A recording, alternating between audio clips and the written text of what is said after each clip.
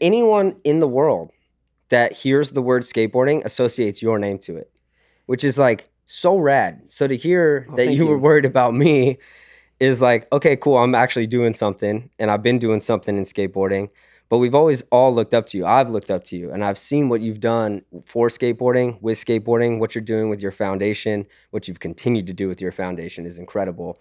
And the fame of skate is like it's so weird. It's so weird because, you know, I sometimes it's finicky. It is very finicky, you know, and like even this little documentary and thing. Cynical. Yeah, and it's and hypocritical in the real form. It's like, yeah, they want you to succeed, kind of. You know, they get stoked for you to be where you're at, kind of. And like, but no, I want what you have. You can't have it anymore. Like, so we're gonna come against you. And like, you grew up in a phase where there was zero social media. You were the most famous skateboarder. Thankfully. Yeah. Same. And bro, I was right at the majority of my hijinks. You're at the precipice. My of social media. hijinks and like what would have canceled me and we just discussed a little bit before the show. Destroyed me. Yeah. Happened before social media. Yeah. You know, so like I had a bit of fame before, and then social media came around, and then still am doing what I'm doing, you know, and a well-known skate, whatever you want to say. It's hard to even talk about myself. I don't like doing that. I skateboard. That's what I do. And that's clearly why I'm here. But like your video game. /celebrity at some point. At some point it was. That's not a burn. I'll take it. It's true. It is what it is.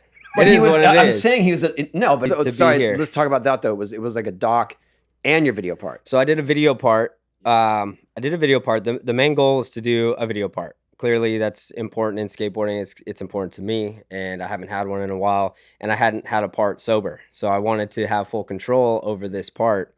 And we started filming, COVID hit.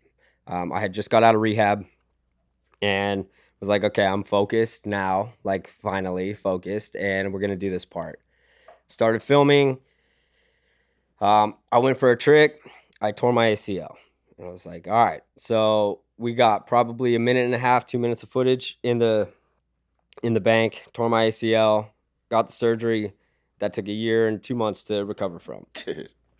And mind you, I'm like freshly sober. That's the ultimate test. Coming out of this surgery, didn't take any of the painkillers because I'm like already, and I've never been a pill guy, but I was like scared that maybe something would feel like good and I would like take me back. Yeah. And so didn't take the painkillers. They're even worse, dude. Yeah. And so like I just struggled and fought through that, and then it turned out to be okay. And like 2 weeks after my surgery, my grandma passed away, which was like she was my best friend. And so like I'm like stuck at home during COVID, getting tested, healing from an injury I never thought I would have, losing one of my best friends ever. And I'm like, okay, all right, Lord, like I'm focused, like I'm staying in it. I'm going to stay in it.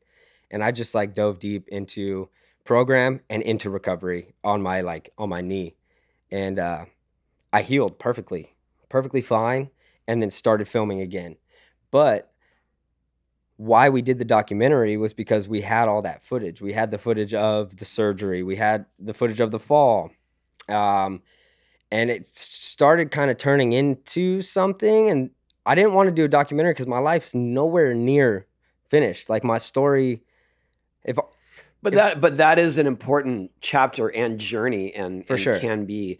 And I speak from experience because I kind of didn't realize, but Cameron, who works with me, you know, video, he was kind of silently documenting my entire recovery from my broken femur. Yeah. And he just presented me with a full documentary last week of like edited and everything. I was like, oh my God. Did it have my footage in there? Your footage, everything. Yeah. You're So I didn't want to make this about me, but I feel you in that sense, like, and I don't feel like, okay, that's my last stand, or, you know, this is the end, but at the same time, it's such a crucial part of your journey in your life of being a pro skater that it's important. Sure. And the way that yours is presented is honest and real, and it's really good. Like, it's really inspiring. And that thing, you know, when you go off the Encinitas Civic Center is insane. Like, that is the core of skateboarding right there.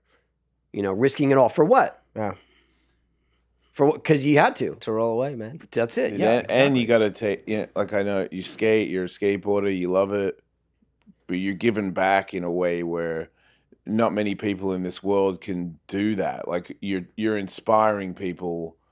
Like his thing with his leg, I didn't watch a documentary. I just watched him. Well, And that it's just a rough thing, but no, it I know, doesn't but exist it's anywhere. inspiring. Like you're not that old, but the video is like this. If you want to be good at stuff, like it's not easy. There's like a lot of work, and you shown, to go through all that stuff at the same time and come back and then shine again. Sure, it's just a little pocket, and you got many more of these to come, I'm sure. Yeah. But that little video, you don't know how many people that inspired. Yeah, I don't. People just brush up on it and go, son of a bitch, he could do, man, I could do that. Yeah. Like that's how that starts. That was the whole point of the documentary, is exactly what you just said. It's not about really skateboarding. In a sense, it is, of course, because that's what we are doing. But at the basis of it is, do not be scared to fail. If you love something, whatever you're doing, if you love it to a point of like exertion and you're just going to give everything to it, like keep going. Like that is perfect. That's where you need to be. And you can fight through it. Dude, it took me 3 years to land the tail drop kickflip. 3 years. And I had to recover from an injury and like go through that mental battle. You guys both know what it takes to like go and do a trick that like haunts your dreams. Like it took me, I had sleepless nights for 3 years. Like I was consumed by this thing. Yeah. And that's I think, living, baby. Yeah, and I think people in business, consumed by one thing in other for 3 years, people don't realize the passion that you have is so fulfilling. Yeah, like a life where you don't. I mean, let's say some people be like 3 years losing sleep. That's torture. No, that is the greatest thing that you can have in your life. Because you can't stop thinking about it. Yeah, it had a purpose. Like that was put on my head for a reason. It was put in my mind for a reason. Yep. I believed I could do it. I just didn't know when it was going to happen. And I didn't care, and Tony said it best in this documentary. It's like, I don't want to get hurt, but I'm 100% willing to get smoked at any point in time for what I love to do. But I mean, beyond your knee injury, you got worked on that thing. Oh, I got smoked for sure. I mean, it was over and over tumbling down that thing. I know. It took me over 60, dude. I think 63, 64 attempts to get it, and like everyone is a car crash. Every sucked. Single one. Everyone sucked in the first. You don't get to knee slide out of that one. No, bro. In the first. Respect. You and I, we would jump that with full pads. Oh, dude. And just go every time. I'd be like, this guy, army roll knee friggin'. sliding right down to D Street. No I'd be problem. like, dude, watch this. Bro, you would actually like thinking about it and how rough that bank is. It'd like, pull your pads off for sure. It'd pull your pads off. Yeah, you wouldn't even. I like, got duct tape. I duct tape. This guy's got it. He's making the knee slide. Make no mistake. Sorry. I feel it though, dude. No, the first 2 times there, I had to learn how to fall down that thing. I was trying to like run out. I was trying to figure it out, and then I realized like I have to land if I'm not gonna make it, and I know I have to take the initial impact, and then I have to launch myself forward. Like I have to launch into a front flip over my left shoulder and see what happens and try to take and that was the only way that it like lessened the blow. And sometimes I would bounce different than others, and once it hit the flat part, like a couple times my ankle like snapped on the ground, and like that would take me out. So this thing just like I said, it was all consuming. It was all I thought about. Yeah, it was amazing. Go watch it. Go just pause. Okay, finish this and then go watch it.